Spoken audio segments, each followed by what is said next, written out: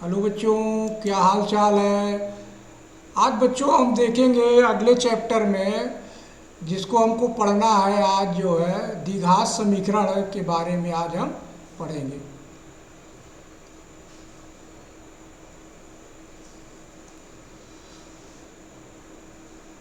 जैसे आपके सिलेबस में दिया है बच्चों, द्विघात समीकरण के सिलेबस में उसका जो है द्विघात सूत्रों का उपयोग करना है। तो बच्चों हम द्विघात समीकरण में एक पढ़ेंगे विविक्तकरण विधि क्या होती है, जिसको डिस्क्रिमिनेंट मेथड बोलते हैं। ये द्विघात समीकरण को हम बताए थे कि A X square plus B X plus C बराबर जीरो है, तो इसको द्विघात समीकरण बोला जाता है। जो सूत्र होता है बच्चों, तो यक्स की अगर वैल्यू निकालना हो तो सूत्र यक्स इक्वल टू होता है माइनस बी। ये जो बी के स्थान पे ये जो मान रहेगा या निगेटिव रखेंगे, plus minus under root D upon 2a रखेंगे, जहाँ डी बराबर होता है बी स्क्वायर माइनस 4ac होता है। अब ये जो विविक्त कर, इसी डी को हम लोग बच्चों क्या बोलते हैं, विविक्त कर बोलते हैं। विविक्त कर यानी डिस्क्रिमिनेंट कहते हैं। तो इसकी तीन कंडीशन बन रही है। इसी को एग्जाम में पूछता है कि इसके विविक्त कर और उसके मूलों की प्रकृति बताइए। तो मूलों की प्रकृति में क्या हम करेंगे बच्चों कि d का मान ज्ञात करेंगे। अगर हम देखेंगे d is greater than zero, यानी जीरो से d का मान ज़्यादा है, तो दोनों वास्तविक होंगे और भिन्न उसके अलग अलग होंगे, यानी भिन्न मूल उसके प्राप्त होंगे। अगर d का मान जीरो आ जाएगा तो दोनों वास्तविक और समान मूल के प्राप्त होंगे। अगर d जीरो से छोटा हो जाएगा तो दोनों काल्पनिक मूल हम कहेंगे। तो तीन बातें यहाँ पर हम सीखेंगे कि विविक्त कर में क्या क्या हमको ज्ञात करना होता है। अब जैसे इसमें विविक्त कर हमको पता करना है, विविक्त कर कैसे निकालते हैं। तो जैसे यहाँ पर बच्चों लिखा है, ये हमारा सूत्र है, तो इसको हम यहाँ पर समझाते हैं। यहाँ पर लिख दिया है, जैसे हमारा जो द्विघात समीकरण का मूल फार्मूला है A X square B X plus C equal to zero है। तो यहाँ पर इस समीकरण से हम कंपैरिजन कर लेंगे, यानी ए के स्थान पर कितना है 1 है, और बी के स्थान पर कितना है -5 है, और सी के स्थान पर कितना है 6 है।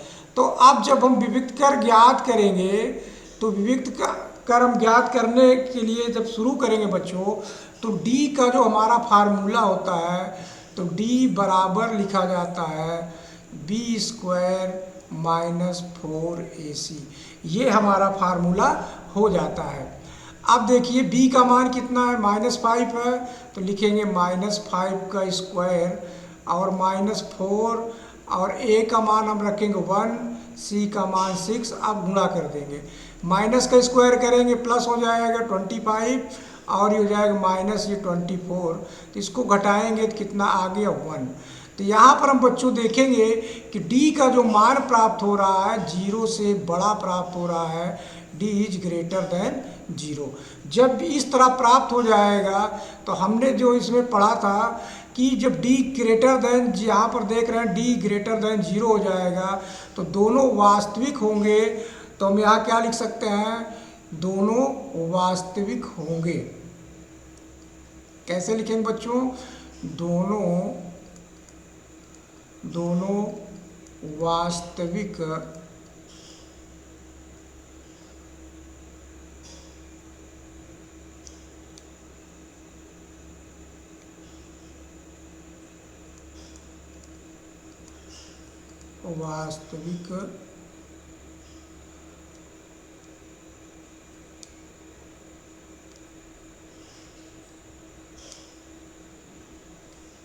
उसको फिर से मिटा के लिख देते हैं बच्चों, दोनों वास्तविक होंगे।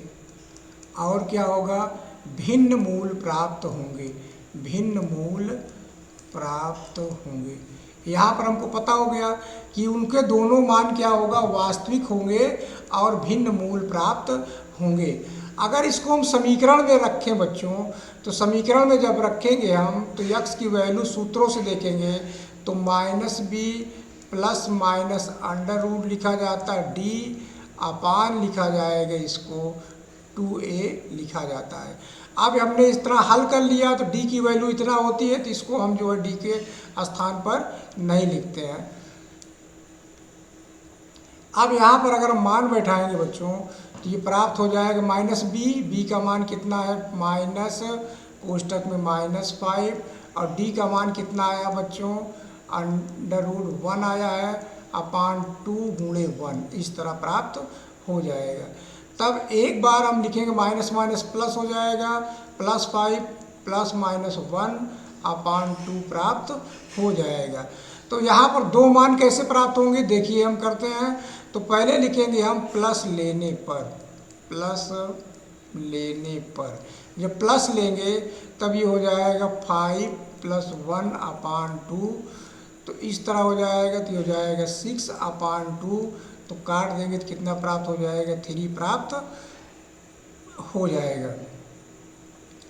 अब दूसरा क्या लिखेंगे माइनस लेने पर, क्या लिखेंगे बच्चों माइनस लेने पर, तो x बराबर हो जाएगा 5 - 1 अपान 2, तो हो जाएगा 4 अपान 2, इसको काट देंगे 2 आ जाएगा। तो यानी दो मूल क्या मिले हमको, एक 3 प्राप्त हुआ और एक 2 प्राप्त हुआ, ये हमारे मूल हो जाएंगे। तो हमने पूरा इस सवाल को लगाया बच्चों, तो इस तरह जो है हम समझेंगे विविक्त कर निकालने में d का मान से हम जो है संबंध प्राप्त कर लेंगे। एग्जाम में कभी कभी एक नंबर का आता है करने के लिए बहुविकल्पी में, तो d निकाल कर उसके मान को आप लिख दीजिए। तो इसके मान के लिए हमको केवल इसी में से देखना है, ये जो हमारा है इसको एकदम से याद कर लेना बच्चों। ये जो हमारा फार्मूला है ये d विविक्त कर को, इसको आपको क्या करना बच्चों याद कर लेना है कि d की वैल्यू जो आएगी वो इस पर डिपेंड करेगा। इसको हम मिटा देते जिससे आप अच्छी तरह से याद कर लें। तो d का मान जो प्राप्त होगा वो संख्या जो है दिखाएगा। अब कुछ हमने द्विघात समीकरण को लिखा था, इस द्विघात समीकरण से जो है हम पढ़ेंगे। अब आपके सिलेबस में अगला है सूत्र का प्रयोग करके, दूसरा है गुणनखंड का प्रयोग करके। तो यहाँ पर हम गुणनखंड पहले समझते हैं बच्चों कि गुणनखंड का हम कैसे प्रयोग करेंगे, उसको यहाँ पर हम समझते हैं। जैसे मान लेते हैं हमारे पास एक समीकरण है, पहले अपना माइंड कॉन्सेप्ट में देखिए, जैसे हमने पूरा चरण बना के आपको आप समझा रहे हैं। मान लेते हैं जो हमारा जो मानक समीकरण इतना होता है ax² + bx + c = 0। तो यहाँ पर इस समीकरण से अगर इसको हम तुलना करेंगे, a का मान 1 है, b का मान 5 है, c का मान 6 है, इस तरह हम जो है कंपैरिजन कर लेंगे। अब दूसरे चरण में क्या करेंगे, a और c का गुणनफल करेंगे। मतलब हम यहाँ पर लिख देते हैं बच्चों जिससे आपको पता रहे, जो हमारा समीकरण क्या होता है ax², यहाँ लिखते हैं ax²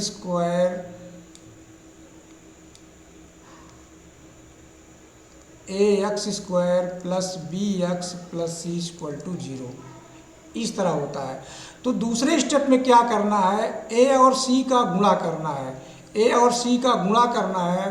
तो जो a और c आएगा उसका गुणनफल ऐसा बनाएंगे कि जो है उसको जोड़ने से बीच वाला मान हमको प्राप्त हो जाए। यानी जो बीच वाला मान हमारा कितना है उस समीकरण को लिखते हैं जो हमारा समीकरण था, जिससे आपको स्पष्ट होता रहे। समीकरण था x², यहाँ समीकरण लिख देते हैं। समीकरण हमारा कितना था, समीकरण था हमारा x² + 5s + 6 बराबर 0, इतना यहाँ पर समीकरण था। कहने का मतलब है कि a और c का गुणा करेंगे तो a और c का गुणा कितना आ गया, 6 आ गया है। अब इस 6 का ऐसा खंड बनाएंगे कि जोड़ने या घटाने पर 5 आ जाए। तो 6 गुणे अगर 1 करेंगे तब भी 6 हो जाएगा। अब यहाँ पर हम 6 गुणे 1 को 6 ना लिख के क्या लिखेंगे, 2 × 6 हम लिख सकते हैं, तब भी हो जाएगा। तो अब हम देखते हैं कि 2 और 3 को जोड़ेंगे तो 5 प्राप्त हो जाएगा। मतलब ये जो b की वैल्यू है उसको योग या करने पर या घटाने पर प्राप्त हो जाए। तो इस तरह जो है हम निकाल लेंगे। अब इसको जो स्प्लिट जब करेंगे, बीच वाली संख्या को हम क्या करेंगे बच्चों, स्प्लिट करेंगे। तो स्प्लिट करने के लिए हम क्या करते हैं, इसको मिटा देते हैं बच्चों। अब देखिए स्प्लिट कर रहे हैं हम, एक्स स्क्वायर प्लस लिखेंगे 3x प्लस 2x प्लस 6। देखिए स्प्लिट हो गया, 3x प्लस 2x प्लस 0 3 हो गया। अब इसमें हम कॉमन करते हैं, तो x अगर कॉमन करेंगे बच्चों तो एक्स स्क्वायर प्लस 3 बचेगा। इसमें 2 कॉमन करेंगे तो x प्लस 3 हो जाएगा। यानी 2 से जब भाग करेंगे कट गया, 2 तिहाई 6 आ गया, बराबर 0 हो गया। अब यहाँ स्क्वायर नहीं रहेगा, इसको मिटा देते हैं। अब दोनों में x प्लस 3 सेम आ जाएगा, तो लिखेंगे x प्लस 3 और ये हो जाएगा x प्लस 2 इक्वल टू 0। तो x का मान जो हमारा 2 बार मिला, इसको हम क्या करेंगे, एक बार लिखेंगे x प्लस 3 बराबर 0 और एक बार लिखेंगे x प्लस 2 बराबर 0। तो x का मान हो जाएगा -3 और x का मान हो जाएगा -2। तो इस तरह जो चरण हमने यहाँ पर देखो बताए हैं, चरण 2 में ये करना है, चरण 3 में ये करना है, चरण 4 में ये करना है, चरण 5 में ये करना है और चरण 6 के बराबर 0 लिख लेंगे, फिर x की 2 मान हमको प्राप्त हो जाएगा। तो इस तरह जो है हम सवालों को लगा सकते हैं। तो 0 के बराबर रख के हम जो है सवालों को हल कर लेंगे। यहाँ तक समझ में आ रहा है बच्चों?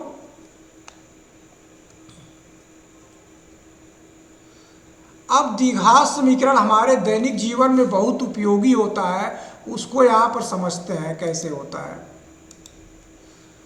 जैसे यहाँ पर हम समझते हैं कि द्विघात समीकरण की एक कंडीशन क्या है कि अगर द्विघात का समान रूप है X square B X plus C बराबर 0, तो ए बी सी हमारी वास्तविक संख्या होती हैं, लेकिन ए कभी 0 के बराबर नहीं होगा। इस बात को आपको याद रखना है। यही इसका कॉन्सेप्ट है, यही इसका सिद्धांत है। अब हमारे दैनिक जीवन में क्या क्या है, कभी कभी एग्जाम में पूछ लेता है कि द्विघात समीकरण के दैनिक जीवन का अनुप्रयोग लिखिए। तो बच्चों आपको जब पता रहेगा अनुप्रयोग लिखने के लिए तभी तो लिख पाएंगे, अन्यथा अनुप्रयोग नहीं लिख पाएंगे। मैथमेटिक्स में आपने अनुप्रयोग के बारे में नहीं पढ़ा। नंबर 1 हम पढ़ेंगे निर्माण और वास्तुकला में हम इसका प्रयोग करते हैं। कैसे समझते हैं, जब किसी भवन की मेहराब आर्क बनी होती है तो उसकी आकृति अक्सर परवलय होती है, जिसे हम द्विघात समीकरण से दर्शाते हैं। तो ये आपका एक एग्जाम्पल्स हो जाएगा, यानी अनुप्रयोग आप जो है एग्जाम में लिख सकते हैं। ये बहुत बढ़िया चीज़ है बच्चों, जिसको आपको 1 नंबर का क्वेश्चंस मिल गया या 4 नंबर के क्वेश्चंस मिल गए तो आप अच्छी तरह से वर्णन कर सकते हैं। अब दूसरा है वस्तुओं की गति, मोशन होगा तो उसमें क्या हो सकता है, जब कोई वस्तु ऊपर की ओर फेंकी जाती है या किसी एंगल में या कोण पर फेंकी जाती, जैसे तीर है, गेंद है, मिसाइल है, तो उस गति का जो पथ होगा यानी रास्ता होगा, उसको भी द्विघात समीकरण से हम बता सकते हैं। तो बच्चों इसको हम लोग अनुप्रयोग अभी हम पढ़ेंगे, बाकी जब आप उच्च कक्षाओं में जाओगे तो इसका अनुप्रयोग अच्छी तरह से सीखोगे। अब बिजनेस और इकोनॉमिक्स आर्थिक गणना में भी हम करते हैं, उसको क्या होता है, अधिकतम लाभ या न्यूनतम कास्ट निकालने के लिए प्रयोग किया जाता है। जैसे लाभ बराबर आय माइनस लागत होता है, या अक्सर द्विघात के रूप में ही होता है, जहां लाभ को अधिकतम करने के लिए समीकरण को हल किया जाता है। तब इस तरह आर्थिक गणना में भी इसका प्रयोग सूत्र को किया जाता है। चौथी बात होगी कि क्षेत्रफल से संबंधित समस्या क्या होती है। जैसे कोई बगीचा चौकोर है, उसके चारों ओर सीमा में तार लगानी है, तो उसकी लंबाई चौड़ाई के अनुपात निकालने के लिए भी हम इस सूत्र का प्रयोग करते हैं। भौतिक में क्या प्रयोग होता है, गति, त्वरण, बल इत्यादि की गणना में जब कोई वस्तु गिर रही होती है, उस पर गुरुत्व बल लग रहा हो, तब भी हम इस समीकरण के प्रयोग से द्विघात समीकरण से हल कर सकते हैं। ये सब 5 प्रकार की जो हमने चीज़ें बताई बच्चों, ये आपके अनुप्रयोग के लिए है। तो इसको आप अपनी कॉपी पेन में लिख करके याद कर लीजिएगा। बाकी हम यहाँ पर लाइन को मिटा देते हैं, जिससे आप अच्छी तरह से लिख लें।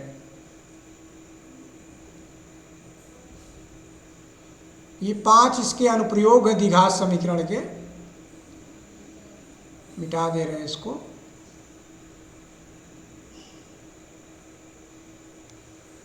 अब आगे देखते हैं इस अनुप्रयोग में जो सवाल आते हैं बच्चों, उसकी हम बात करते हैं।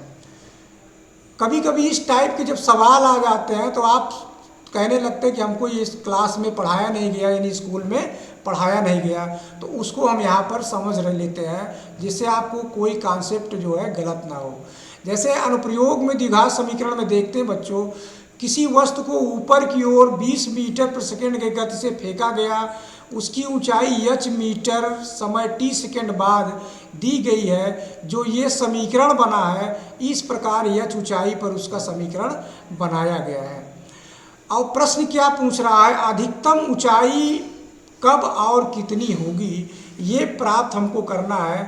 तो द्विघात समीकरण ये हमारा क्या है, एक द्विघात समीकरण है, स्क्वायर लगा हुआ है, तो जिसका अधिकतम मान शिखर पर होगा, तो टाइम जो हम लिखेंगे, टाइम बराबर जो लिखा जाता है b/-b/2a लिखा जाता है। इसको बच्चों आप याद करोगे, इसको आप क्या करोगे बच्चों, याद करोगे। ये कहाँ से प्राप्त हुआ है, जो हम समीकरण पढ़ते हैं ax² + bx + c = 0 पढ़ते हैं, तो जब इस तरह में हमको टाइम निकालना हो, समय निकालना हो, तो -b ऊपर रखेंगे, /2a रख देंगे, तब हमारा इसका टाइम प्राप्त हो जाएगा। इसको आपको बच्चों याद रखना है। तो इस तरह के कभी कॉन्सेप्ट आ जाता है तो आपको गलत ना हो। अब देखते हैं इस समीकरण में, हम देखते हैं जो हमारा लिखा है समीकरण, h बराबर लिखा हुआ है -5t² + 20t। ठीक है, जब यहाँ पर अगर x का मान हम निकालते हैं बच्चों, तब इतना प्राप्त हो जाएगा। लेकिन यहाँ पर जब t हमने लिखा है, तो t के लिए यहाँ पर इसके लिए ये हाइट के लिए दिया गया है। बाकी अगर हम अधिकतम की बात करेंगे, मैक्सिमम, तो मैक्सिमम के लिए हम x लिखेंगे मैक्सिमम, या हिंदी में कहिए बच्चों अधिकतम। अधिकतम वैल्यू x की जब हम प्राप्त करते हैं तो सूत्र होगा -b/2a हो जाएगा। यानी किसी भी x की वैल्यू प्राप्त करने के लिए इतना प्राप्त हो जाता है। तो यहाँ पर हम t को रखेंगे, तो t वाले फार्मूला में देखिए बच्चों, b का मान यहाँ कितना b का मान यहाँ पर 20 है, ये b यानी t के वैल्यू में स्क्वायर वाला नहीं रखेंगे कि x के गुणांक उसी तरह t का गुणांक, तो यहाँ पर 20/2a, 2 लिखेंगे, a का मान कितना -5, तो इसको जब हल करेंगे तो कितना प्राप्त होगा, 2 सेकेंड प्राप्त हो जाएगा। अब यहाँ से इसको बच्चों हम क्या करते हैं, डिलीट कर देते हैं।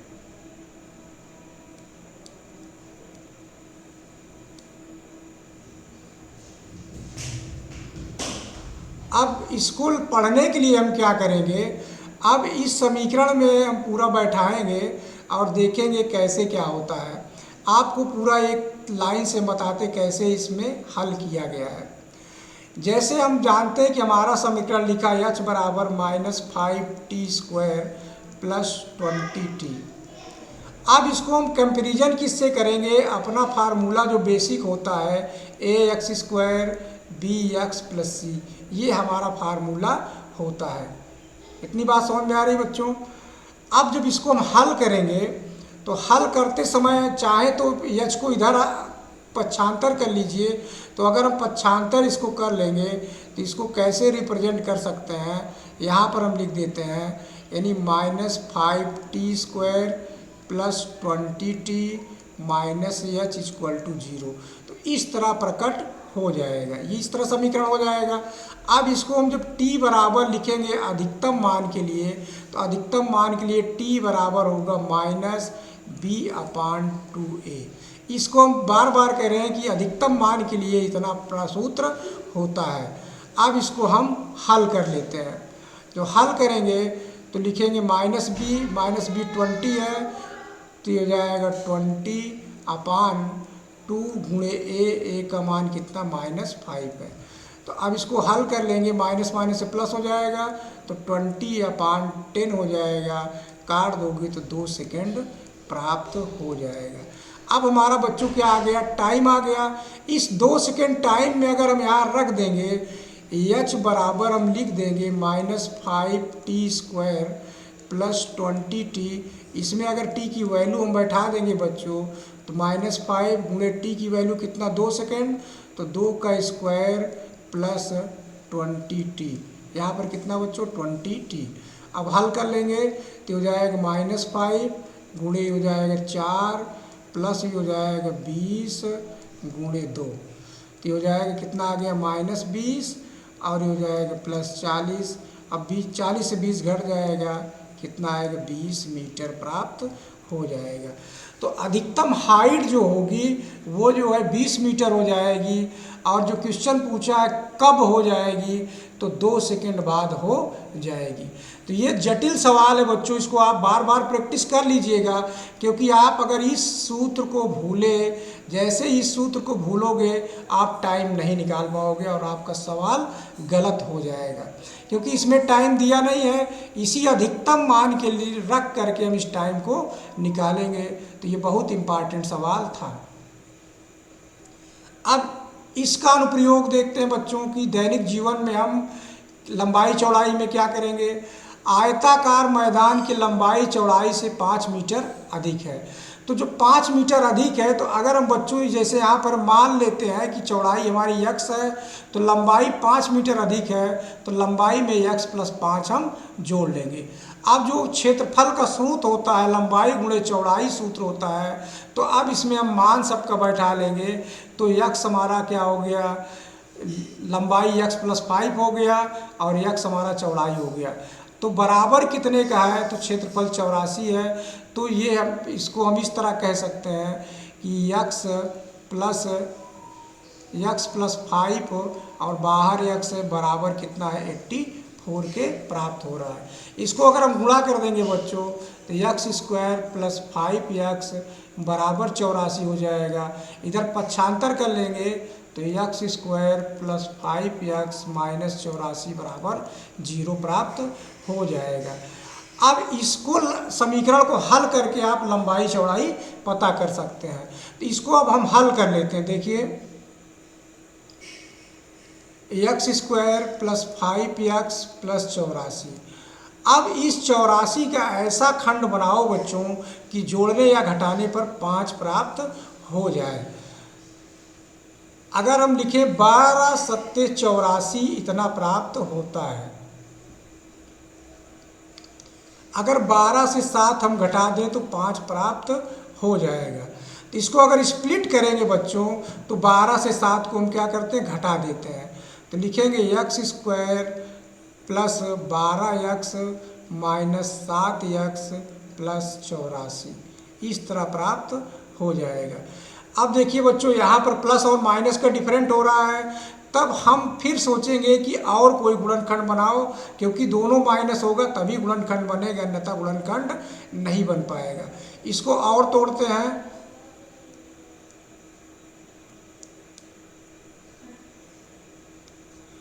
इस 12 को तोड़ेंगे तो 2 दूनी 4 कहीं 12 गुणे 7, ये बन गया 84 गुणनखंड। अब फिर से हम गुणा करते हैं। अगर इसको हम गुणा कर दें 3 दूनी 6 और ये हो जाएगा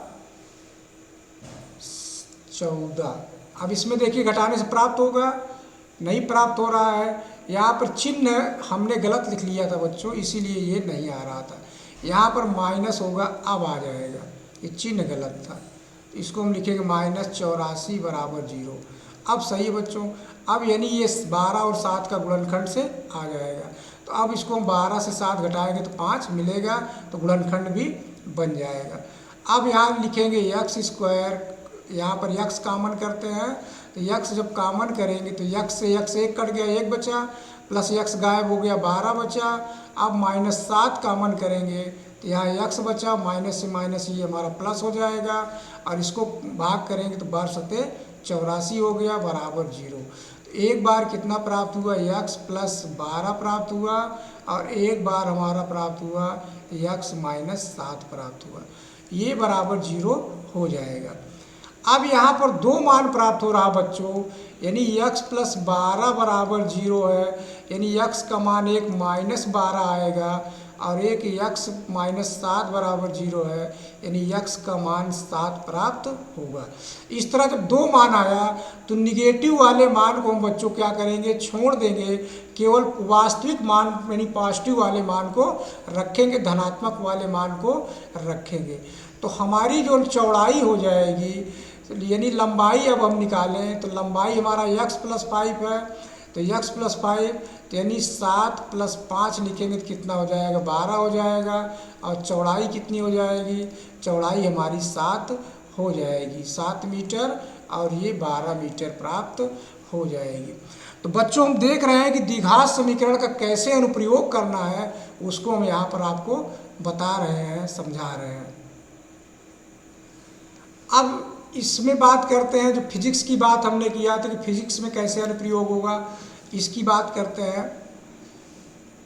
अब इसमें समझिए बच्चों, यदि एक वस्तु की प्रारंभिक गति 20 मीटर प्रति सेकंड है, उस पर गुरुत्वाकर्षण बल का भी प्रभाव है, वह कितनी देर में भूमि पर गिरेगी, इतना दिया है। मान लीजिए ऊंचाई का समीकरण h बराबर इतना समीकरण आपको दिया है, और ज़मीन पर जब गिरेगी तो उसकी हाइट क्या हो जाएगी, 0 हो जाएगी। जब 0 हो जाएगी तब इस समीकरण को हम 0 मान लेंगे और वहाँ से हम निकाल लेंगे। तो अब इसका द्विघात में हम क्या करेंगे, h का मान जैसे ही 0 रखेंगे, -49t² plus 10t equal to 0 होगा। अब t दोनों में कॉमन है, तो t अगर हम कॉमन करेंगे तो -49 हो जाएगा। यहाँ लिखते हैं बच्चों,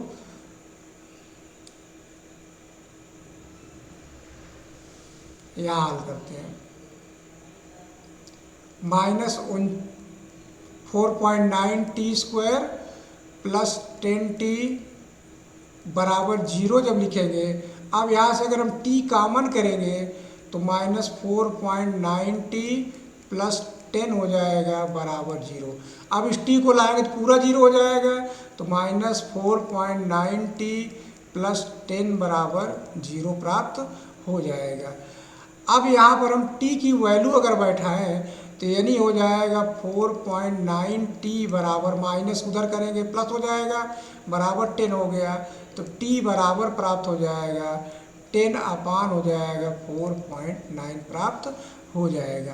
तो लगभग यहाँ पे दर्शाया गया है 2.04 सेकेंड जो है इसका मान प्राप्त हो जाएगा।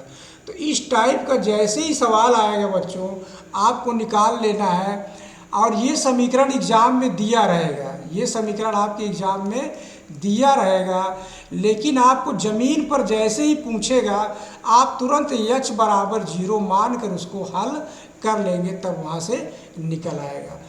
तो बच्चों द्विघात समीकरण ना केवल गणित का एक पार्ट है, बल्कि इसका सीधा संबंध भौतिक, इंजीनियरिंग, व्यापार, सामान्य जीवन से है। यह हमें वास्तविक जीवन की समस्याओं को हल करने की शक्ति भी प्रदान करता है।